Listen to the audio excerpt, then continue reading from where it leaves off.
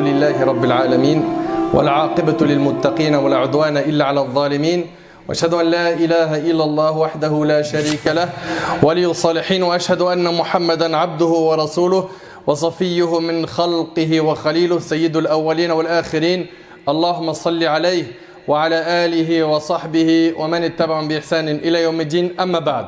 Mes chers frères et sœurs, on a rendez-vous aujourd'hui avec un sujet très important qui est l'importance et la valeur des parents.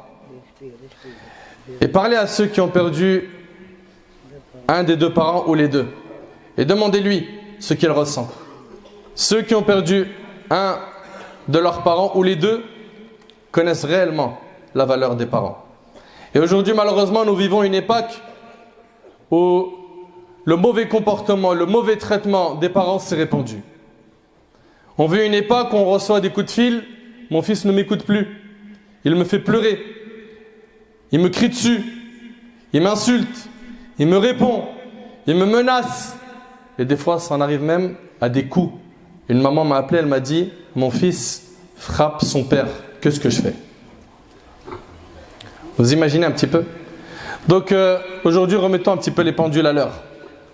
Parce qu'il y a une grande ignorance sur la place qu'occupent les parents en islam. Certes, certains ont reçu des valeurs et certains connaissent ce que valent les parents. Mais wallahi, il y a beaucoup de gens parmi les membres de notre communauté qui ne connaissent rien à ce sujet. Qui connaissent rien, ils ne savent pas c'est quoi respecter leur père. Ils ne savent pas ça veut dire quoi respecter leur mère. Allah tabaraka wa ta'ala nous dit dans le Coran, et écoute attentivement, et ton Seigneur a décrété n'adorer que lui. Ici dans ce verset, Allah tabaraka wa ta'ala nous ordonne at-tawhid, le fait de l'adorer lui, l'unique, sans bien lui associer. Et écoutez, et marquer de la bonté envers les pères et mères.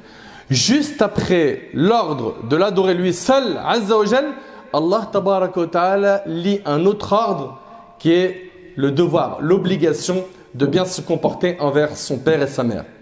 Et Allah tabaraka wa ta'ala nous dit à la suite du verset, si l'un d'eux, écoutez bien s'il vous plaît, si l'un d'eux, donc ton père ou ta mère, ou tous deux doivent atteindre la vieillesse auprès de toi, alors ne leur dis point fi.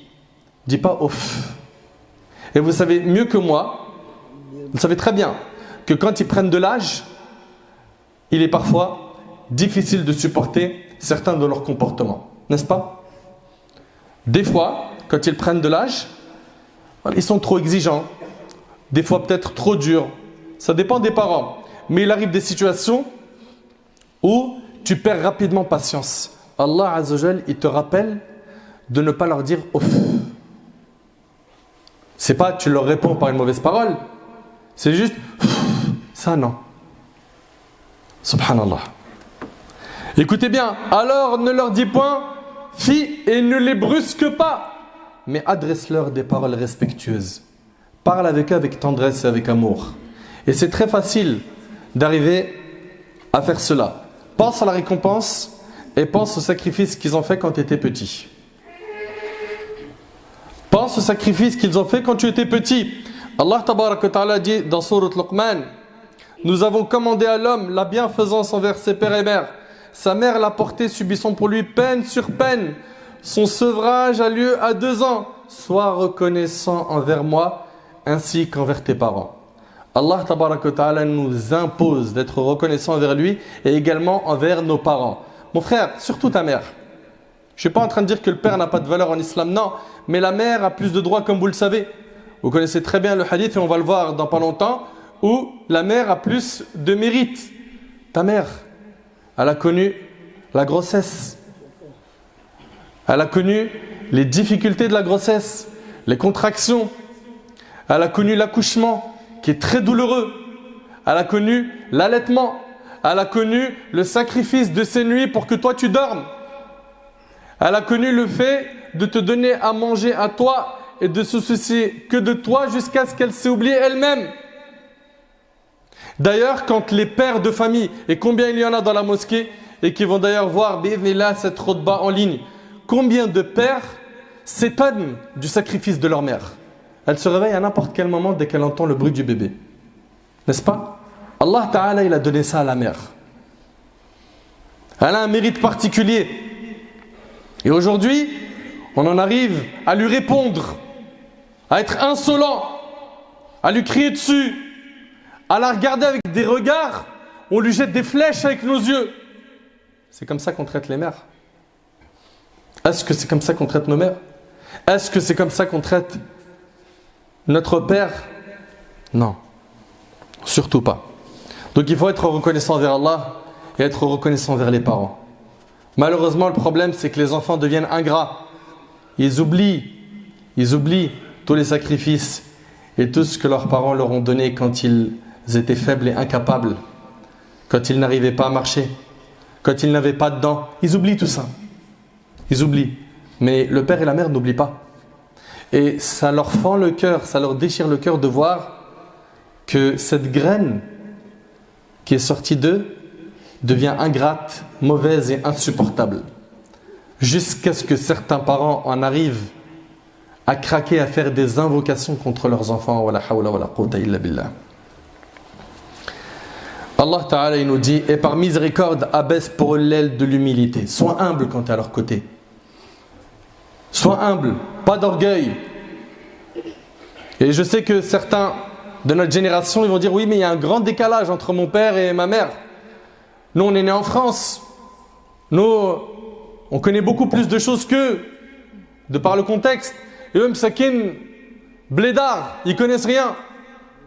Il est où le tawadua? Elle est où la modestie? Elle est où ta modestie? Regarde bien, et par miséricorde abaisse pour l'aile de l'humilité et dit, regarde qu'est-ce qu'Allah Ta'ala nous dit, et dit, ô mon Seigneur, fais-leur à tous deux miséricorde comme ils m'ont élevé tout petit. Fais-leur miséricorde comme ils m'ont élevé tout petit. Et ça, cette invocation-là, elle doit nous accompagner tout le temps dans toutes nos prières. Pendant qu'ils sont en vie et également après leur mort. Pourquoi? Parce que la miséricorde, on sait très bien que la miséricorde, les vivants et les morts en ont besoin. Enfin, Allah Ta'ala dit de dire ô mon Seigneur, fais-leur à tous deux miséricorde comme ils m'ont élevé tout petit. Allah Ta'ala dit également, sois reconnaissant vers moi ainsi qu'envers tes parents. Vers moi est la destination. Mes chers frères, mes chères sœurs, analysons un petit peu les raisons qui font qu'aujourd'hui on a certains parmi nos frères et certaines parmi nos sœurs qui sont malfaisants envers leurs parents. Il y a les bienfaisants et il y a les malfaisants. Al-bir wal-uquq. Les raisons sont 1. La faiblesse de foi. La faiblesse de foi, da'ful iman. Il s'est tellement éloigné d'Allah qu'il ne reconnaît plus le droit de ses parents. Également, le manque de peur d'Allah. Mon frère, as-tu oublié ainsi que toi, ma soeur, que tu vas rencontrer Allah et il va te juger sur les larmes que tu as fait couler sur les joues de ton père et de ta mère?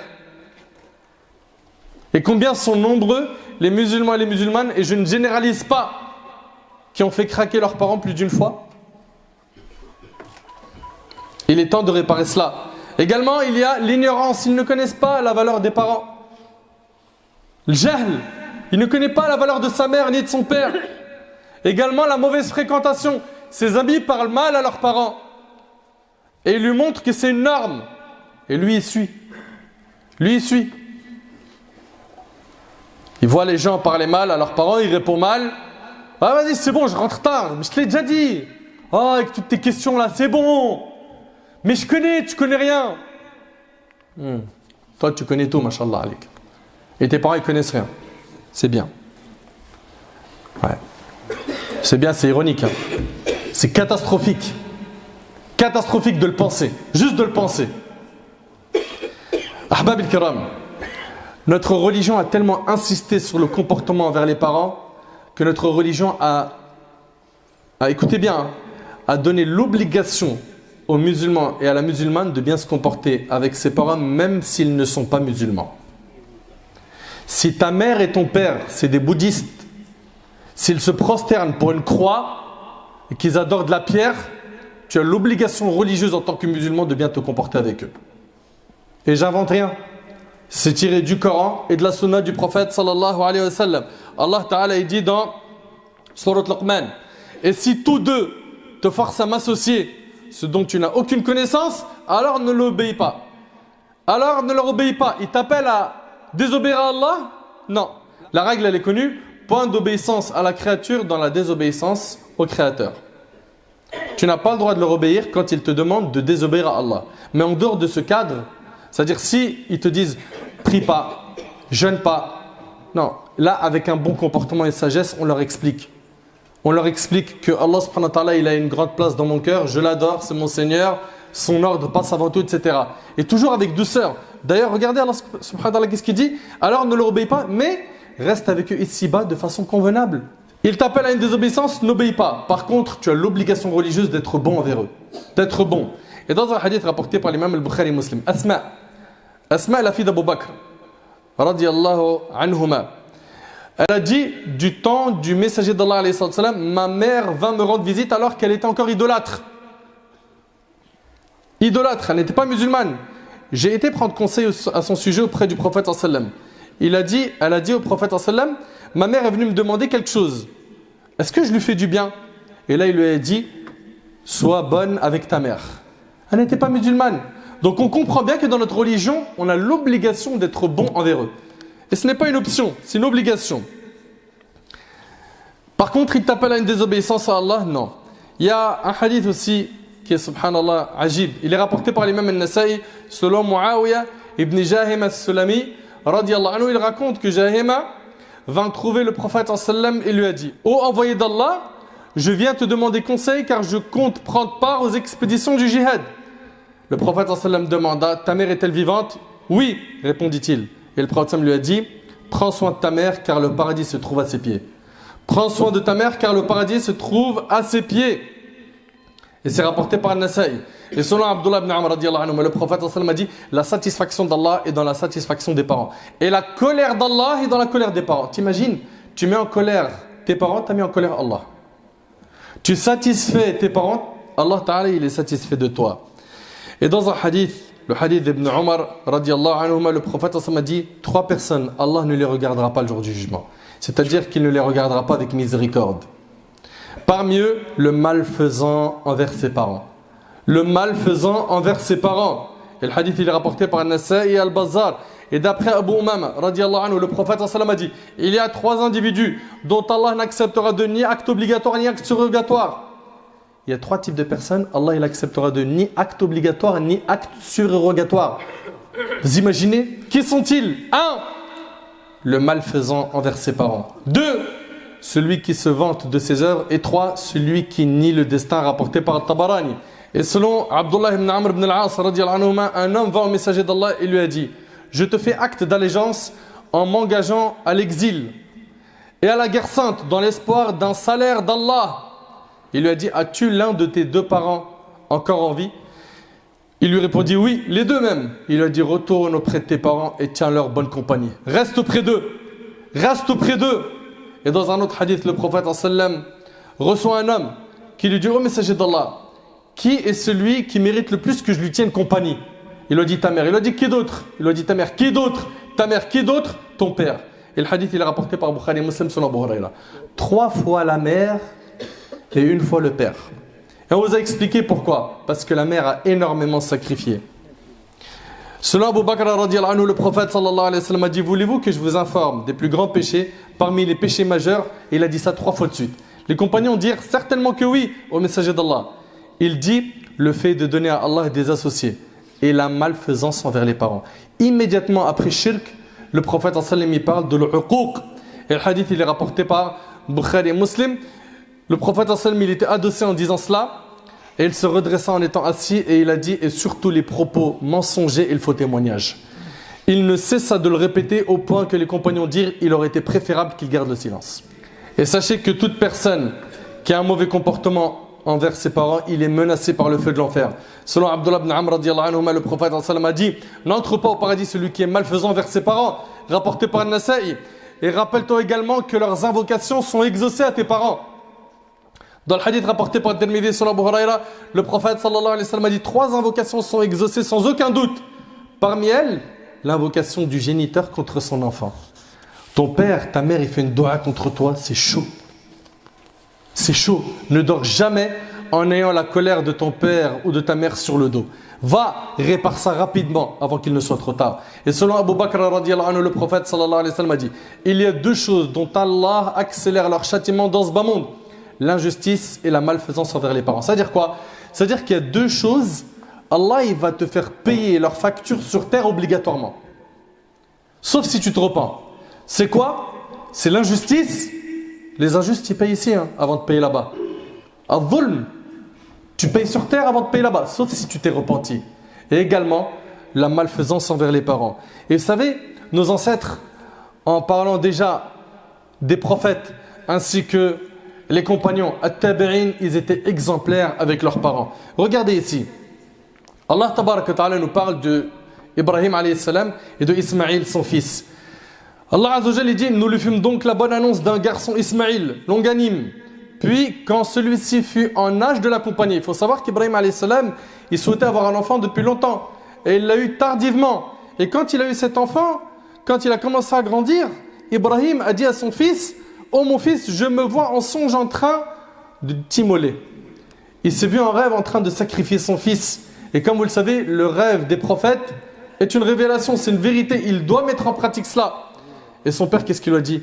Il a dit, fais ce qui t'a été ordonné, ya Abi. Son fils lui a dit, oh mon cher père, fais ce qui t'est commandé. Tu me trouveras, s'il plaît à Allah, du nombre des endurants. T'imagines, regarde l'obéissance de l'enfant à son père. Il lui dit, c'est un ordre divin. Qu'est-ce que je fais? Et l'enfant lui dit, exécute. Également, regardez Ibrahim, comment il parlait à son père, Azar, qui lui était un symbole du shirk. Son père, c'était quelqu'un qui était baigné dans le shirk.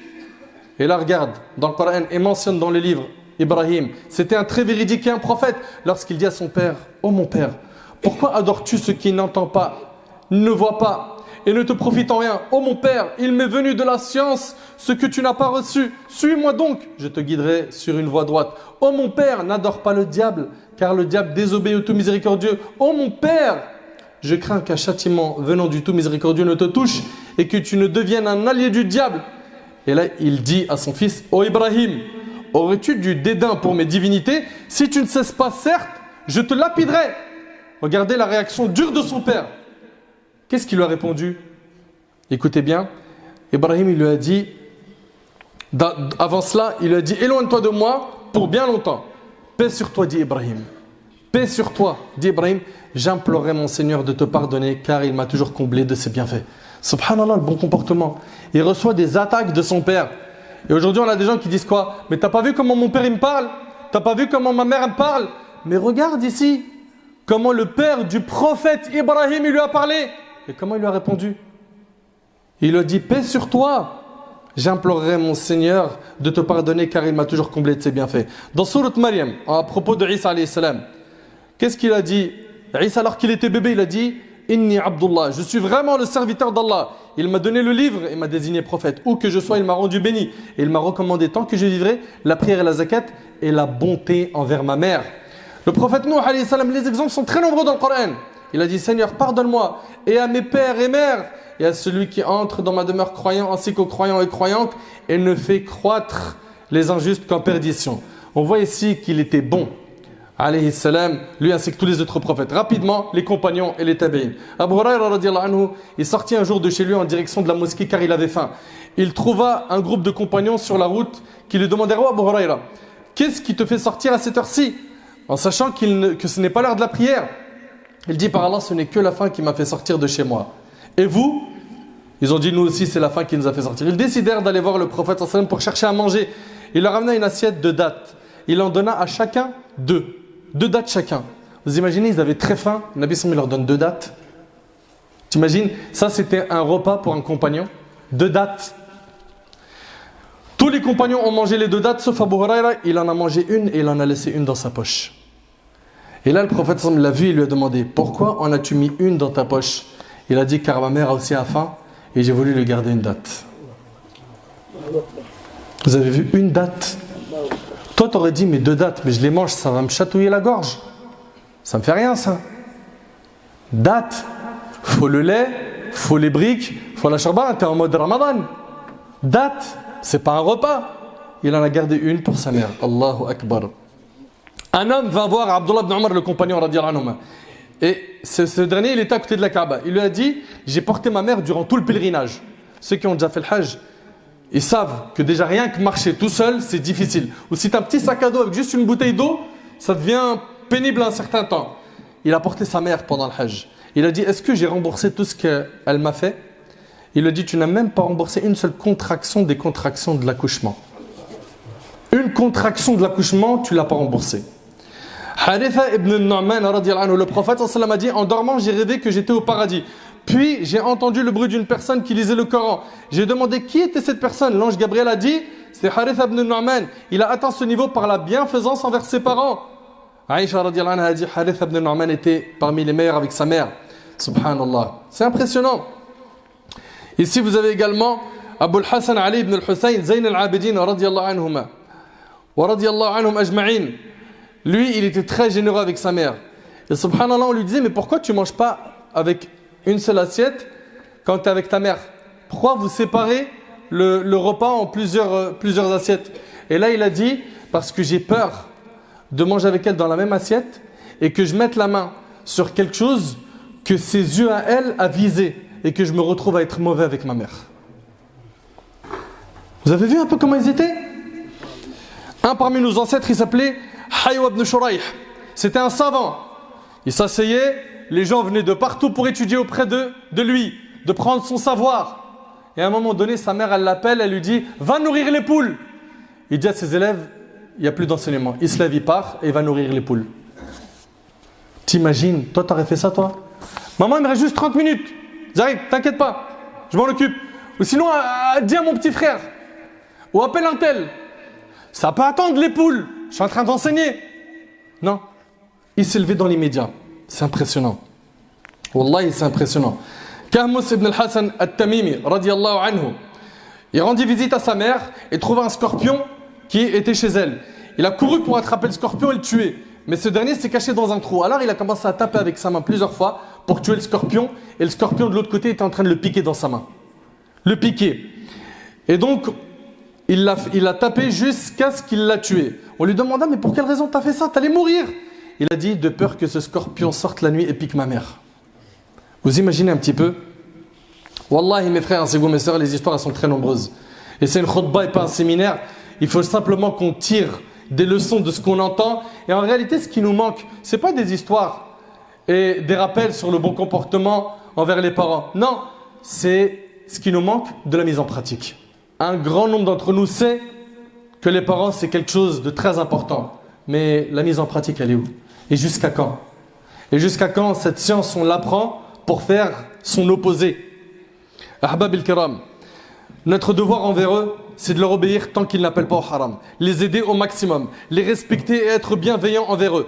Parler avec eux de la meilleure des manières en choisissant les plus beaux mots, les plus doux, les plus mielleux. S'occuper d'eux quand ils vieillissent. Certains, malheureusement, ils les prennent et ils les envoient dans des maisons de repos. Non!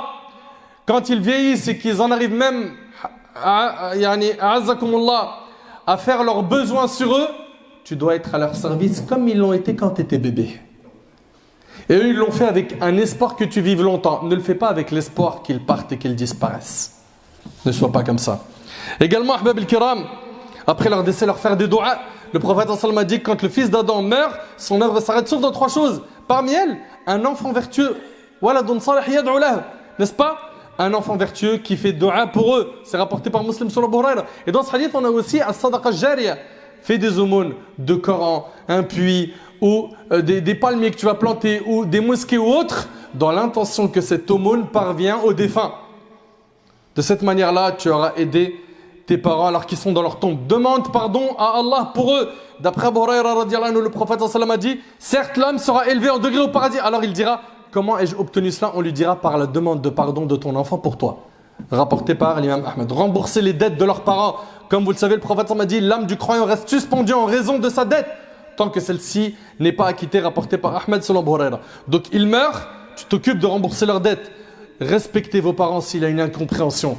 s'il y a un décalage de génération, de culture, gagnez la confiance de vos parents. Pour cela, ne mentez pas, rendez-leur visite, appelez-les, réconciliez-vous avec ceux qui vous ont fait du tort parmi eux et rapprochez-vous un peu plus d'eux tant que vous êtes en vie et profitez d'eux. Un jour, vous allez regretter une seule assise où vous auriez pu vous asseoir juste boire un thé avec eux.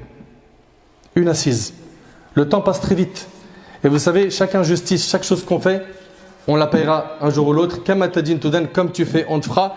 Dans un hadith, écoutez attentivement, selon Abdullah ibn Amr ibn al-As, un homme vint au messager d'Allah et lui a dit: je suis venu te prêter serment, mais j'ai laissé mes parents en pleurs. Le prophète sallallahu alayhi wa sallam lui a dit: retourne et fais-les rire comme tu les as fait pleurer. Tu les as fait pleurer, maintenant tu les fais rire. Donc, corrige le tir tant qu'ils sont en vie. Et s'ils ne sont plus de ce monde, fais des doigts pour qu'Allah te pardonne et qu'il leur pardonne. Selon Abu Darda, un homme vint lui dire: j'ai une femme et ma mère m'ordonnent de la répudier. Il dit: j'ai entendu le messager d'Allah alayhi salatu wasalam dire: les parents sont la meilleure porte qui mène au paradis. Si tu veux, profite de cette porte ou n'en profite pas, rapporté par Tirmidhi. Tes parents, c'est des portes qui mènent au paradis. Des pieux prédécesseurs ont pleuré quand ils ont perdu un de leurs parents. On leur a dit: pourquoi tu pleures? Il a dit: il y a une des portes du paradis qui vient de se fermer. Tant qu'ils sont en vie, profite d'eux. Qu'Allah tabarak wa ta'ala fasse miséricorde à nos parents. Qu'Allah azza wa jalla les récompense pour tout le bien qu'ils nous ont apporté. Qu'Allah leur fasse miséricorde, qu'ils soient vivants ou morts. Qu'Allah leur pardonne les péchés. Qu'Allah subhanahu wa ta'ala leur accorde une bonne mort s'ils sont en vie. Et qu'Allah subhanahu wa ta'ala élargisse leur tombe et l'illumine s'ils sont plus de ce monde. Qu'Allah tabarak wa ta'ala leur accorde leur livre de la main droite. Et qu'Allah azza wa jalla les ressuscite en compagnie du prophète sallallahu alayhi wa sallam et qu'ils soient fait le Jannah au Firdaus al-A'la.